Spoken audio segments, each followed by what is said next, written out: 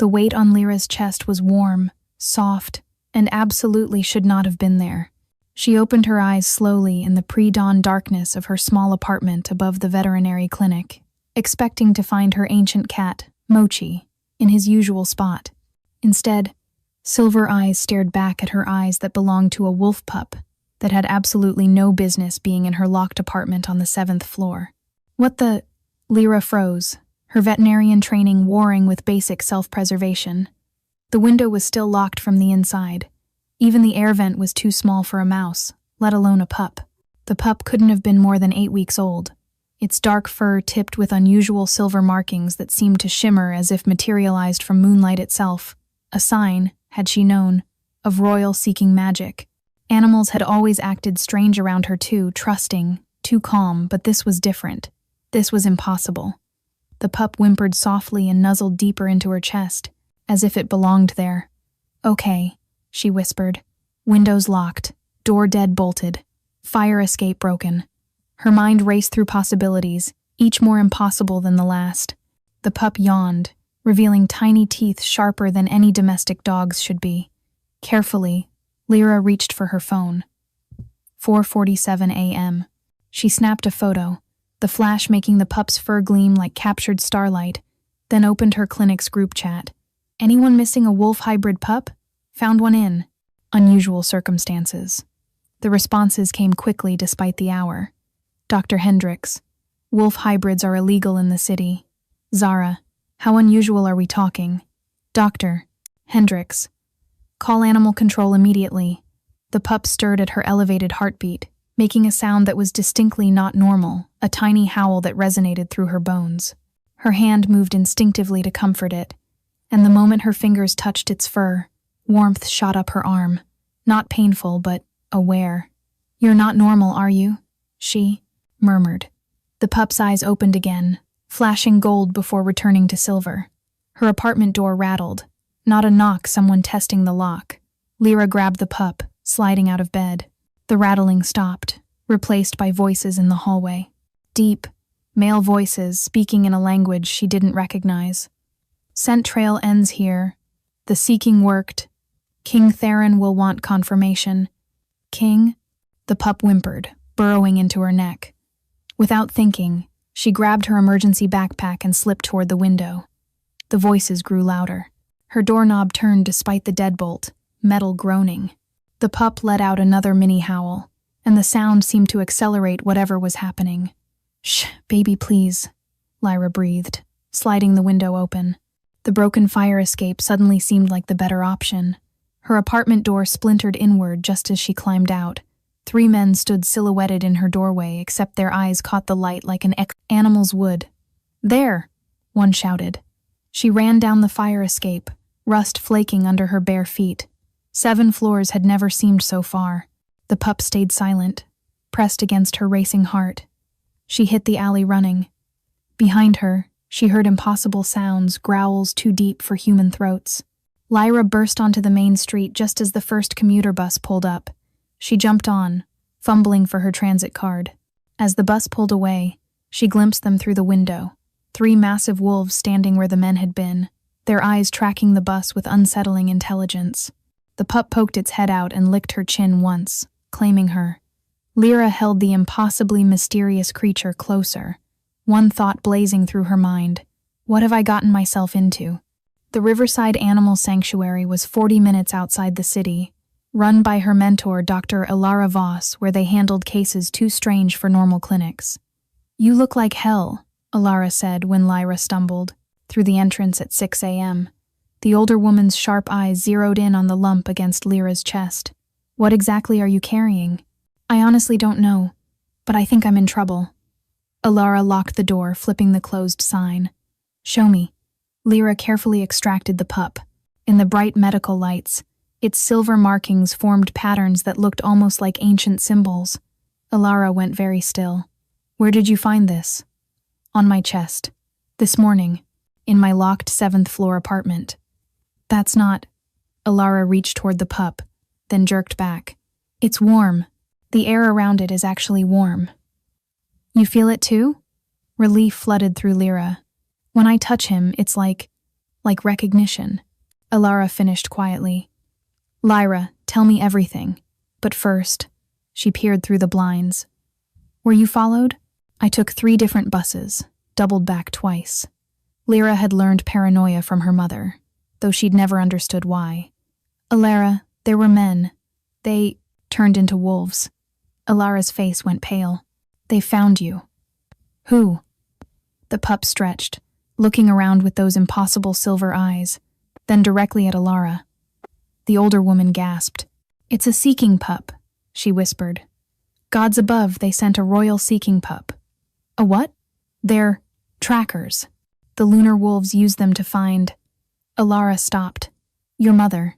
Did she ever tell you about your father? The change of subject was jarring. She said he died before I was born. What else? Nothing. She never talked about him. Before Alara could answer, the pup let out a real howl, high and mournful. Every dog in the sanctuary answered. He's calling them, Alara said urgently. The lights went out. In the darkness, the pup's fur began to glow, actually glow, those silver markings emanating soft moonlight. Lyra couldn't let go even if she wanted to. Don't fight it. Alara's voice came from somewhere left. The seeking has already chosen. The front door opened with a soft click. Footsteps entered, multiple sets, moving with predatory grace. 3 figures appeared in the pup's ethereal light, 2 women and a man, all moving like nothing human. Found her, the man said softly. The air. I'm a veterinarian. One woman laughed, not unkindly. You're both. Your mother hid you well, but the seeking never lies. She gestured to the pup. He found you across worlds, across a 1/4 century of silence. Only royal blood calls to royal blood. My mother was a nurse. Your mother was a nurse, the woman agreed, after she fled our world pregnant. Your father, however, is Theron Nightwale, the Alpha King of the lunar throne. The pup howled again, and Lyra felt it in her bones, a pull toward something ancient. He sent his own soul pup to find you, the man said. A king's familiar, seeking his lost heir. Lyra's knees gave out, but strong arms caught her. The scent that surrounded her was pine and starlight, an impossible home. We need to go, the second woman said urgently. The shadow wolves know she's been found. Shadow wolves? The ones who killed your guardian family and forced your mother into hiding. The pup pressed against Lyra's heart, and she felt something wild stirring awake after a lifetime of sleep. I'm not going anywhere with you, Lyra said, though her voice shook. Your Grace, the man began. Don't. I'm standing here in yesterday's pajamas holding a magical puppy. I'm Celine Beta of the Northern Pack, the silver-haired woman said gently. This is Marcus and Vera. We're here to bring you home. This is my home. No, Alara said quietly, sinking into a chair. It's not. I promised your mother I'd never tell you, but you've never quite fit, have you? Animals trust you too easily. You dream of running through forests that don't exist here. Lyra's chest tightened. She'd never told anyone about the dreams. All these years ago, your mother appeared in my clinic, heavily pregnant and badly wounded. She was shifting, struggling between forms. She begged me to help her stay human long enough to give birth. She'd used the Moonbridge ancient magic that lets pregnant wolves cross worlds, a desperate one-time passage that nearly kills those who attempt it. She barely survived. The pup whimpered. Lyra realized she was holding him too tightly. Your mother made me swear to keep you hidden, Alara continued. She hoped you'd have a normal life first. A choice. The choice is gone now, Vera said, checking the window. I can smell them. 3 packs converging. 3? Marcus's voice sharpened. A lost princess with untapped power? She's worth an alliance. Through the windows, Lyra saw those dozens of wolves with glowing red eyes, moving in perfect synchronization. Blood pack, Marcus spat, using blood magic. We need to cross now, Vera urged, before they complete the circle. Cross where? Lyra felt it, then a pull in her chest. The pup's glow intensified, and suddenly, she could see it, a shimmer in the air, like heat waves. The veil, Celine said. Your pup is opening a door between worlds, but you have to choose to step through. A howl rose from outside. Dozens of voices harmonizing. The windows began to crack. The front door exploded. A massive scarred wolf bounded through, speaking in a horrible rasp. The air belongs to the Shadow Crown. The pup snarled an impossibly deep sound. Its silver markings blazed brighter, and Lyra felt power flooding through her. "No," she heard herself say, her voice carrying something that made every wolf step back. "I belong to no one." The scarred wolf laughed. Brave words from a pup who doesn't even know how to shift. He never finished. The pup leaped from Lyra's arms, and in midair, it grew. By the time it landed, it was a full-grown silver-white wolf. "Impossible," the scarred wolf snarled. "A familiar can't manifest without its master." "Unless its master's daughter holds it," Celine said softly. The room erupted into chaos. Celine, Marcus, and Vera shifted instantly. Alara grabbed a shotgun from behind the desk, firing salt rounds. The adult wolf looked back at Lyra with silver eyes, then nodded toward the shimmering veil. "Trust me," she heard in her mind. "Come home." Another voice, deeper, echoed behind it. "Come home, daughter, please." Her father, through his familiar, calling her home. The scarred wolf broke through, heading straight for her. Lyra saw death in those burning eyes and made her choice. She ran for the veil and leaped through just as teeth snapped where she'd been. The last thing she heard was Alara's voice. "Find your mother, Lyra. She's alive." Then reality twisted, and Lyra fell into a world of eternal moonlight. Lyra hit ground, cushioned by pine needles. Above her, 3 moons hung in a twilight sky, silver, gold, and deep red. Her mind refused to process it. "Easy," Celine said, somehow fully clothed despite having been a wolf seconds ago. "The first crossing is always rough." Lyra rolled sideways before being violently sick. Through watering eyes, she saw the silver-white wolf watching with concern. "Where are we?" "The Shadowlands," Marcus answered. "Border between the 3 kingdoms. Neutral territory." A howl echoed through the forest, long, mournful, answered by dozens. The silver wolf's ears pricked forward, and he gave an answering call that made Lyra's bones vibrate. "He comes," Vera said softly. She felt him approaching like a storm front. The trees themselves seemed to bend from his path. Every instinct screamed conflicting messages. "Run and mine." "No, not mine." That was insane. He stepped from between the trees, and thought fled. The Alpha King looked barely 40, dressed in dark hunting leathers, with ink-black hair shot through with premature silver. His eyes were winter skies, and when they found hers, Lyra forgot to breathe. He stopped 20 feet away, as if held back by invisible barrier. "You have your mother's eyes." "I don't know what to say." "Neither do I," he admitted, vulnerability from someone radiating such power. "I've rehearsed this moment for decades, and now." He stepped closer, then stopped. "You're afraid of me." "I'm afraid of everything right now." Something like pain flickered across his face. "Your mother told you I was dead?" "Car accident. Creative. Though I suppose your father rules a parallel world of shapeshifters would have been harder to sell." Despite everything, Lyra almost smiled. Just a bit. The silver wolf padded over and transformed in a shimmer. Where the wolf had been, a young man stood, maybe 23, with the king's steel-gray gaze. "Hello, sister," he said with an infectious grin. "I'm Kane, your younger brother. Well, half-brother, born after mother fled with you." "Brother?" Lyra's mind spun. "But the wolf was father's familiar moon whisper," Theron said. "Sent to find you when everything else failed. Only a royal familiar could breach your mother's wards. You've been carrying my soul companion for 6 hours." Heat rose in Lyra's cheeks. "Oh," Kane laughed. "Moon Whisper says you give excellent belly rubs." "Kane," the king warned, but with fondness. "What?" "He's been sending father embarrassingly content feelings all morning." As if to emphasize the point, something howled in the distance wrong, like multiple voices forced through one throat.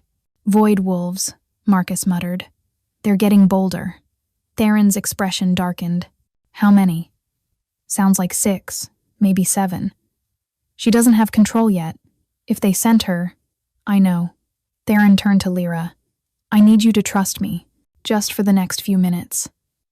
Something in his eyes, desperation mixed with fierce protectiveness, made her nod. "Take my hand. Skin contact will mask your scent until we reach the palace wards." Their skin touched, and electricity shot up her arm. Power recognized power, and hers, untrained and wild, wanted to dance with his. "Oh, this is what I am. Move," Theron commanded. They ran through twilight forest, his hand never leaving hers. Behind them, those horrible howls grew closer. "Left!" Kane shouted. Something massive crashed through where they'd been wolf-shaped but stretched wrong. Too many joints, too many teeth. "Don't look at them." Theron pulled her forward. Direct eye contact lets them into your mind. They burst onto a mountainside. Below, carved into the mountain itself, was a palace of ice and stone, glowing with inner light. "The Winter Palace," Kane said proudly. "Welcome to your birthright." But more howls came from every direction. They were surrounded. "They were hurting us," Vera breathed. Theron's hand tightened on Lyra's. "When I give the word, run for the palace gates. Don't stop." "What about—" "We'll hold them." The void wolves emerged like living shadows. Dozens, not 7. One spoke, its voice like grinding glass. "The air will complete the void crown. Surrender her." Theron stepped forward, energy radiating from him in waves. "Come and take her." The night exploded into violence, and Lyra ran.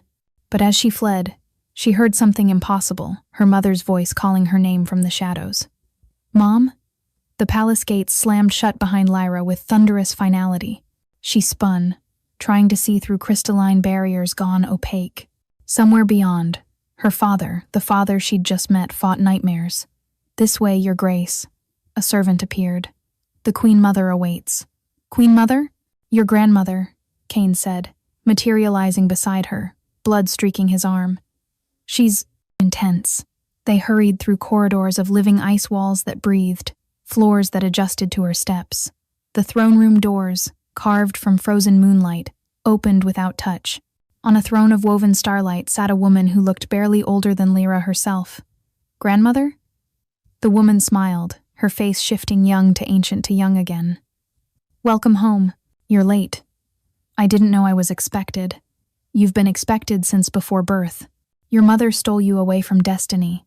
She was protecting me. She was running from the mate bond she forged with my son." "Mate bond?" "Your mother was my son's chosen mate. The ceremony was completed, the bond sealed. Then she discovered she was pregnant and fled." "That doesn't make sense." "When one mate abandons the other, the bond becomes poison," the Queen Mother said coldly. "Your father has perhaps a year left." The doors burst open. Theron stood there, bloodied but alive. His eyes found Lyra immediately. "Mother, what are you telling her?" "The truth. That you're dying." "Is it true?" Lyra asked flatly. "You're dying because of Mom?" "Yes and no. I searched for you because you're my daughter, not because I'm dying." "The prophecy didn't hurt," the Queen Mother added. "What prophecy?" Before anyone could answer, frost spread across the floor, black at the edges, consuming light. A figure materialized. A woman, tall and elegant, with Lyra's features aged to perfection. She wore a crown of shadows. "Hello, darling," Elena said with a smile that didn't reach her eyes. "I've come to bring you home." "Mom, what are you wearing?" "My true crown. Did they tell you their lies? How I'm the runaway mate." "Elena," Theron's voice was raw. "The wards fell the moment our daughter crossed. Her power called to mine." She focused on Lyra. "They haven't told you why I ran." "Stop," the Queen Mother commanded. Elena laughed coldly. "I became what I needed to protect my daughter from your family's hunger for power." "You became the Shadow Queen," Theron said quietly. "Allied with our enemies." "I allied with the only force strong enough to stand against the prophecy that says our daughter will either unite the 3 kingdoms or destroy them all." Silence fell like a hammer. "The prophecy is why everyone wants me," Lyra said. "Your power could tip the balance anywhere," Elena said. "Will you let them use you, or choose your own path?" Through crystalline windows, Lyra saw armies 3 different forces converging on the palace. "All 3 kingdoms demand the air," Marcus said in horror. "Come with me."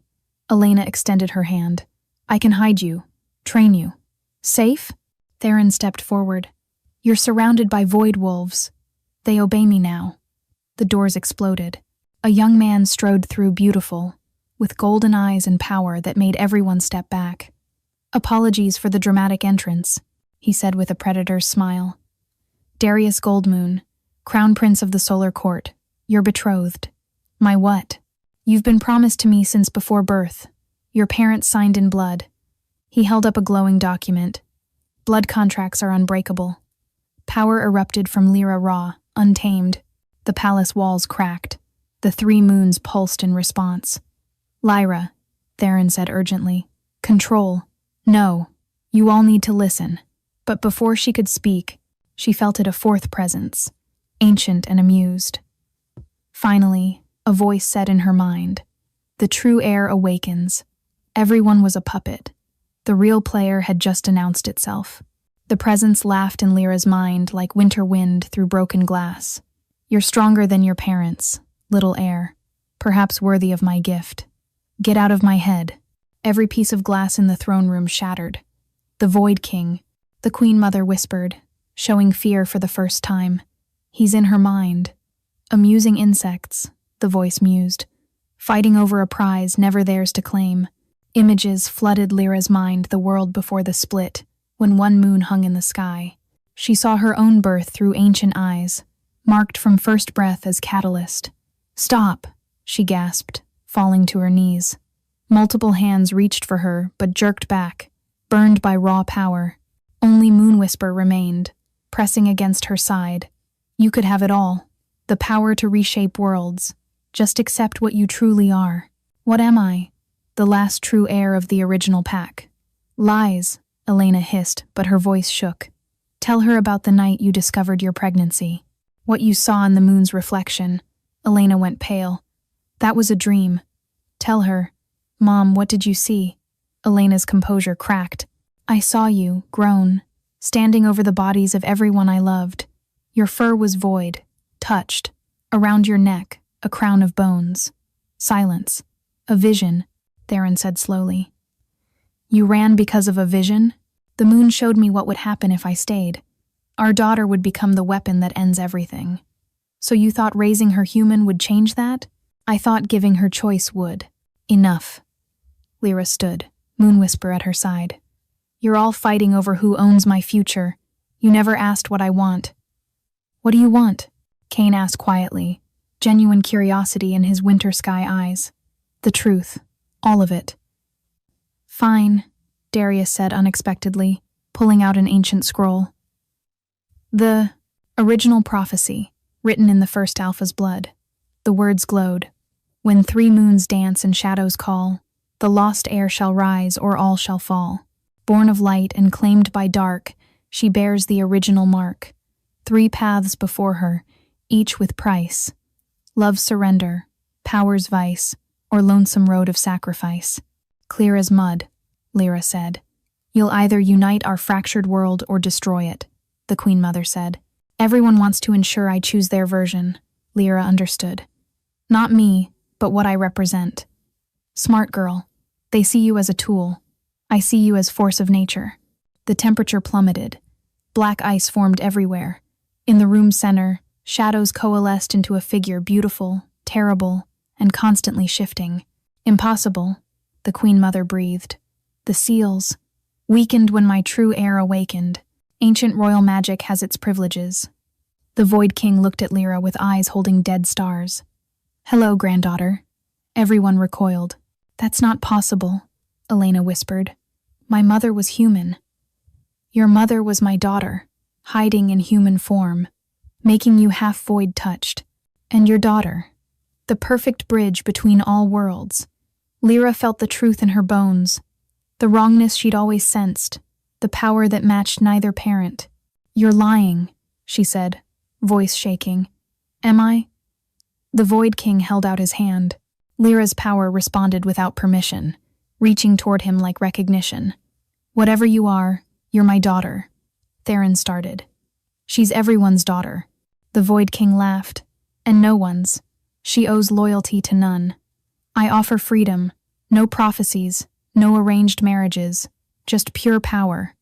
At what cost? The old world dies. A new one is born. You decide its shape. 24 hours to decide.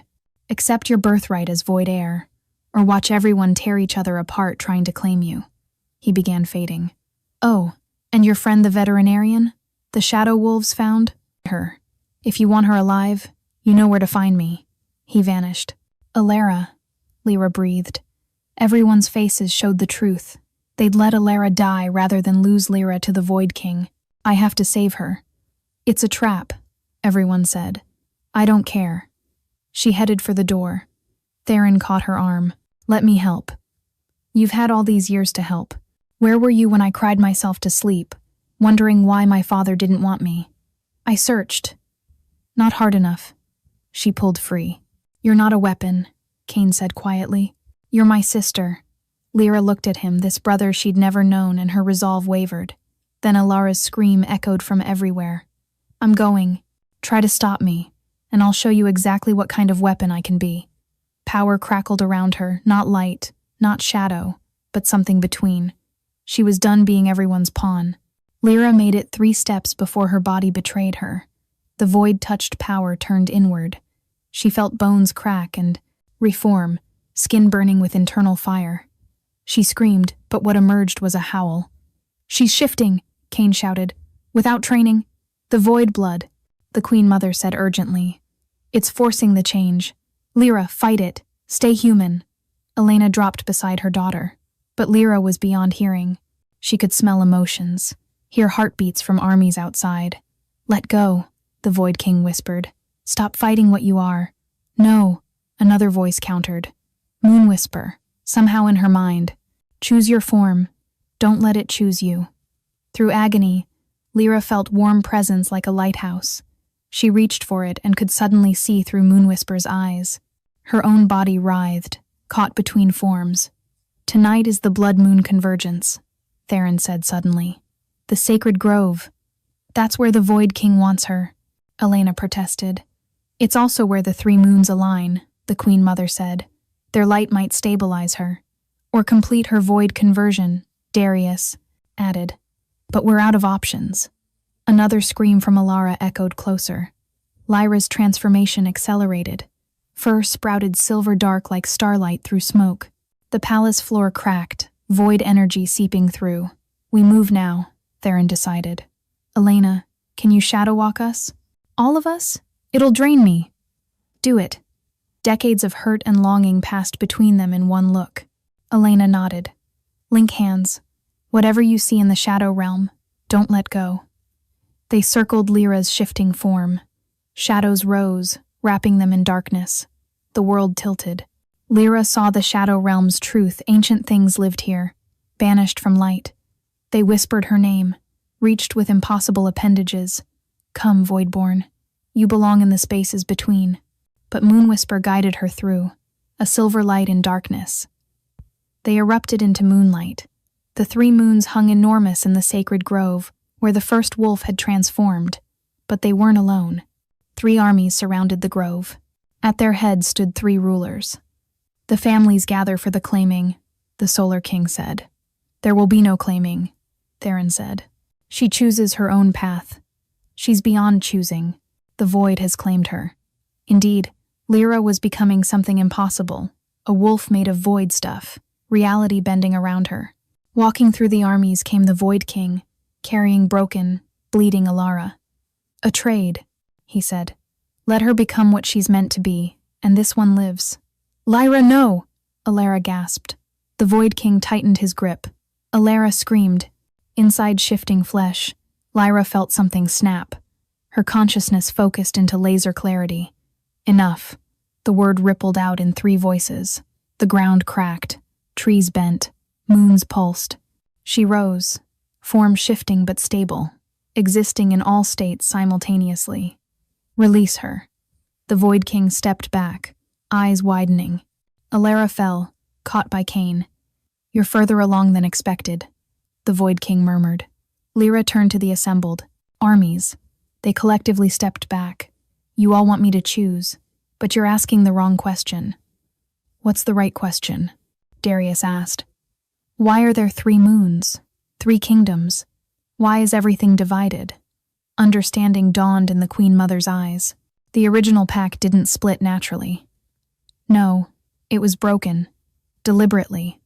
She turned to the Void King. You're not the cause. You're another symptom. For the first time, the Void King looked uncertain. You're not ready for that truth. The ground beneath them cracked. Not from Lyra's power, but from something beneath. The earth split wider. Ancient magic, older than memory, stirring to life. The sacred grove's trees began bleeding silver sap. From the depths rose something that made even the Void King kneel. The First Mother, everyone whispered. The true test wasn't choosing between worlds. It was facing the one who had broken them apart in the first place. The First Mother rose like a mountain being born, not wolf or human, but something before division had meaning. Finally ready to hear why I broke the world. Her voice was wind and time and ending. You admit it, the Void King said, still kneeling. To save it, you were becoming monsters. Worse than monsters, gods. And gods don't love. They only consume. She showed them visions, the original pack, hunting humans for sport, building empires on blood and domination. I gave you weakness. In that weakness, you found humanity. The division saved you from yourselves. But the prophecy, Darius protested. I planted it. Every word calculated for this moment. When you'd unite not as conquerors, but equals. Lyra felt her shifting form stabilizing into something new. Why does transformation hurt so much? You're not transforming. You're remembering the original form before the split, before fear made us small. Why reveal this now? Cain asked. The First Mother's expression darkened. Because something else comes. The devourers, beings that consume realities, drawn to conflict and division. Your wars have been bleeding into the cosmos, attracting them. The sky cracked, showing glimpses of hungry things beyond shapes that hurt to perceive, hunger given form. How long? Theron asked. Hours, maybe less. Unless, everyone looked at Lyra. Unless I become the bridge, she said. The living connection between all worlds. You'd exist in all simultaneously. Human, wolf, void, and something more. You'd be more than individual. You'd be the collective soul of our people. That's not living, Theron protested. It's what I choose, Lyra said. But not alone. I need anchors. She looked at each of them. A brother's love, parents' connection, broken but healing. A friend's trust, and maybe not knowing everything is human enough to keep me grounded. The devourers pushed through reality's cracks, vast and incomprehensible. Choose now, the First Mother urged. Moonwhisper patted over, licking her. Hand. Pack is pack. Whatever you become, we remain. Together then. Lyra let go. The transformation wasn't painful. It was like breathing for the first time. Like coming home. She became the space between, her consciousness touching every wolf, every human, every void-touched creature. She rose spiritually and faced the devourers. You're not monsters. Your antibodies' reality's immune system, drawn to our wound. They paused, confused by being recognized. Our division is a wound in reality itself. We choose healing. Through her, everyone felt each other's fears and hopes. The 3 moons spiraled closer, their lights merging, the sky healing where they touched. But she was dissipating, spreading too thin across too many minds. No! Theron roared. His broken mate bond blazed to life, not reaching for Elena, but anchoring his daughter to existence. Elena joined him, their bond finding new purpose. Cain and Moonwhisper offered their familiar bond as tether. Darius offered the Solar Kingdom's fire passion to keep her human heart beating. Even the Void King stepped forward, offering the space between breaths where choice lived. Elara whispered, Come home, Lyra. You're still the girl who saved a lost pup. It counted for everything. Lyra pulled herself together, not fully anything, but completely herself. The 3 moons merged into one, containing all 3 lights swirled together like marble. The devourers withdrew. The wound heals. The infection clears. We are no longer needed. As they faded, they left a warning. Other worlds watch. Show them unity is possible. The sky sealed. Across the kingdoms, the change was instant. Wolves found they could hold human form without pain. Humans discovered dormant gifts awakening. The void between worlds became a bridge, not a barrier. What happens now? Elena asked, exhausted, leaning against Theron. Now you live with Unity's consequences, the First Mother said, already fading back into Earth. Different peoples, different traditions, but one pack. You have a living bridge between you all. I'm not ruling anyone, Lyra said quickly. The army stood awkwardly, unsure what to do now that the reason for conflict had vanished. Coffee? Lyra suggested. I know a great place in the human world. All worlds still exist, just connected now. Open doors instead of locked gates. As they walked from the sacred grove, the merged moon pulsed with 3 lights. The story of learning to live as one was just beginning. And Lyra lost Princess, bridge between worlds. But most importantly, herself wouldn't have it any other way.